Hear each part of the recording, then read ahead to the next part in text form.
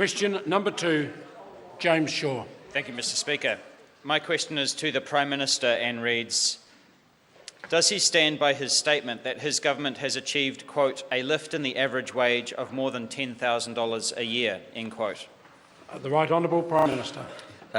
Yes, Mr Speaker. In fact, New Zealand businesses and employers have achieved that. According to Statistics New Zealand, a quarterly employment survey, the average wage was $46,578 when we came into office in 2008. Latest official figures for the year, for the June quarter 2015, show the average wage is now $57,058. That's an increase of more than $10,000 over a 22%. Supplementary. Supplementary question, James Shaw. To the Prime Minister, does he understand that using the average income increase masks the fact that higher incomes have risen so disproportionately to lower incomes? The Right Honourable Prime Minister. Mr Speaker, by definition, averages have to account for all of the incomes across the spectrum, and then they get divided by the number of people in the labour markets. Supplementary. Supplementary question, James Shaw. So does he understand, does he see that this growing inequality is a problem worth addressing, given that since he came to power, the income increase for the top 10% has been nearly 4 times greater than what it has been for the bottom 10%?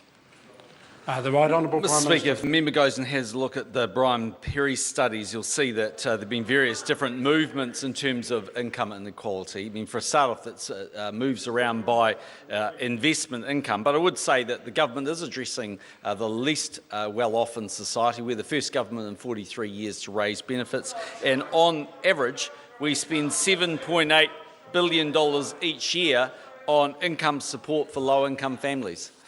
Supplementary. Supplementary question, James Shaw. To the Prime Minister, given that the report by Brian Perry that he has described, quote, as the definitive study in this area, end quote, shows that the lower third of incomes were flat, does he still believe that the economy is working for all New Zealanders?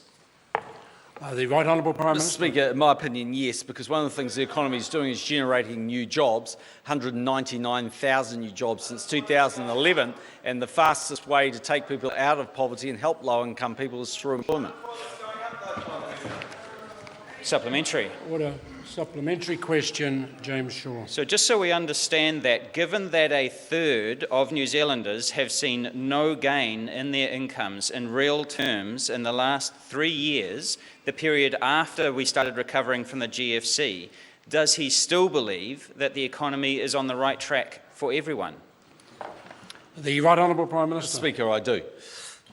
Supplementary. Supplementary question, James Shaw. Does he keep using the average income statistic to justify a series of policies that overlook the reality for a third of New Zealanders? The Right Honourable Prime Minister. Mr Speaker, no. I just use them because they are the stats provided by Stats New Zealand, and because it was the primary question that the member asked me. Question number 3, Andrew Little.